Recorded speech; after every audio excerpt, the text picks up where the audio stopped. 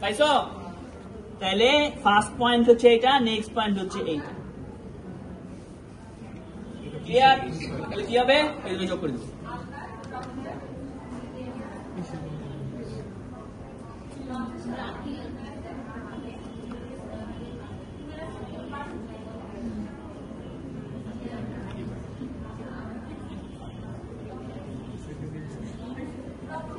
যেটা আঁকলাম সেটা কি আর্টারি?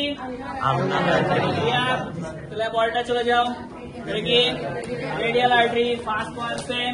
কোনটা? 1 centimeter below the elbow joint, just medial to the brachial. সেই একই রকম, মানে কি এখানেই তো brachial artery ছিল, এখানে তো শুরু হয়েছে। সেকেন্ড পয়েন্ট কোনটা? দুইটা পয়েন্ট আছে, একটা হচ্ছে রেডিয়াস যে বোন তার অ্যান্টিরিয়র বর্ডার, এই যে এটাই হচ্ছে রেডিয়াসের লোয়ার এন্ডের অ্যান্টিরিয়র বর্ডার আমরা ফিল করতে পারি, তাই না? আর একটা টেন্ডন বলছে, টেন্ডনটার নাম কি?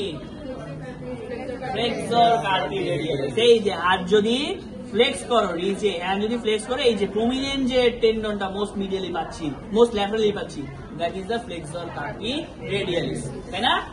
এর মাঝখানে এই মিডিয়ালের পয়েন্টটি আমি পাবো, that is the radial artery, তাই না?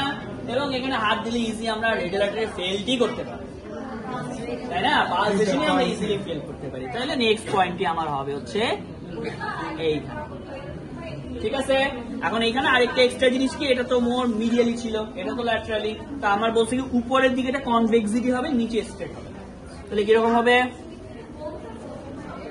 উপরে এটা কনভেক্সিটি দিলাম, নিচে স্ট্রেট করে দিলাম।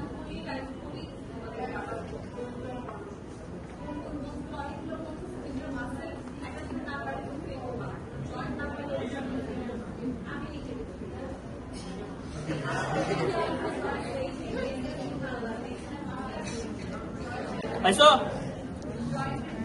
পাইছো? আচ্ছা, তোমাদের বই আরেকটা যেটা আছে সেটা হচ্ছে রিস্টের মানে হ্যান্ডের দিকে একটা পোর্শন চলে গেছে, ঠিক আছে? এইটা আমরা ছবিতে আঁকতে দিব না, বাট এই জিনিসটা আমরা তোমাদের কালকে একটু ক্লাসে বুঝাবো। এই আলনার আর্টারি এখান থেকে ডিরেক্ট পামে চলে যায়, বাট রেডিয়াল আর্টারি যেটা সেটা এখান থেকে পিছনের দিকে চলে যায়। এই যে আমার যে এই এরিয়াটা, এটাকে আমরা বলি অ্যানাটমিক্যাল স্ন্যাপ বক্স, এখান থেকে এইটা পিছনে এসে এই ফার্স্ট যে digital space, inter digital space, এখান থেকে এসে তারপর সে পাবে। এইটাকে আমরা বলি anatomical snuff box.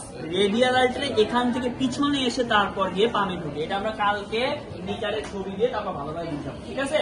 But surface marking এর জন্য তোমরা জাস্ট 4 আর্মি যেটুকু আছে সেটুকু রাখতেই হবে। ক্লিয়ার? আচ্ছা, এখন হচ্ছে মিডিয়ান নার্ভে চলে যাও।